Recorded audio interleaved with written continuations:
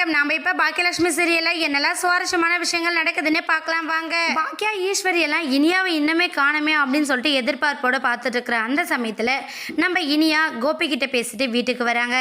வீட்டுக்கு வந்ததுமே நம்ம ஈஸ்வரி என்ன பண்ணானா, இனியா என்னடி உன்னால் உன் அப்பாவை பார்க்காம இருக்கவே முடியாதா அப்படிங்கிற மாதிரி ஈஸ்வரி கேட்க உடனே நம்ம இனியா சட்டுன்னு கோவப்பட செய்கிறாங்க.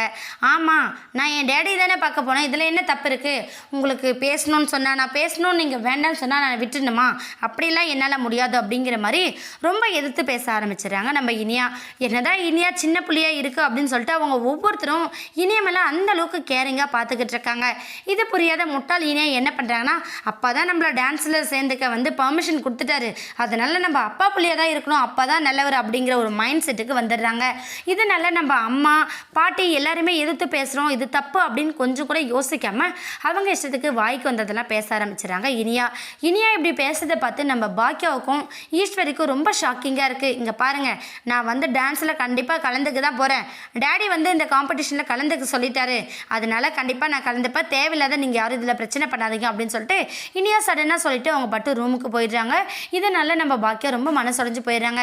என்னடா இது, 4 நாளைக்கு இவ இங்கே இருக்கா, 4வது நாள் அப்பா தான் முக்கியங்கிற மாதிரி ஓடலை, என்ன பண்ணுறது அப்படின்னு சொல்லிட்டு நம்ம பாக்கியா ரொம்ப வருத்தத்தோடு இருக்காங்க.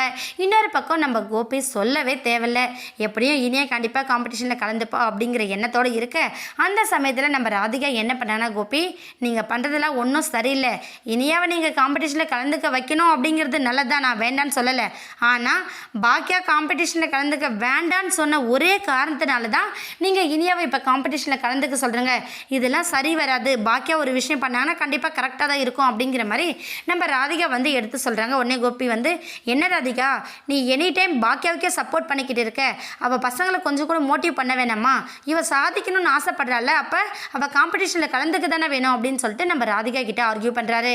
உடனே ராதிகா வந்து, இல்லை கோபி நீங்கள் பண்ணுறது ரொம்ப தப்பு, கண்டிப்பாக இனியா இந்த காம்படிஷனில் கலந்துக்கிட்டா அப்படின்னா ப்ராக்டிஸ்க்காக அங்கங்கே போக வேண்டியதாக இருக்கும், அவள் தேவையில்லாத ஏற்கனவே ப்ராப்ளத்தில் மாட்டிக்கிறான், அதனால கூட பாக்கியா வேண்டான்னு சொல்லியிருக்கலாம்ல அப்படிங்கிற மாதிரி நம்ம ராதிகா எவ்வளவோ எடுத்து சொல்கிறாங்க. ஆனால் அதை எதையுமே அக்செப்ட் பண்ணிக்காம கோபி அவரோட இஷ்டத்துக்கு பண்ணிக்கிட்டு இருக்காரு. இந்த பிரச்சனையிலேருந்து இனியாவை எப்படி நம்ம பாக்கியா காப்பாற்ற போகிறாங்கன்னு வெயிட் பண்ணி பார்க்கலாம். இந்த வீடியோ உங்களுக்கு பிடிச்சிருந்தா மறக்காமல் நம்ம சேனலை சப்ஸ்கிரைப் பண்ணுங்கள். தேங்க்யூ.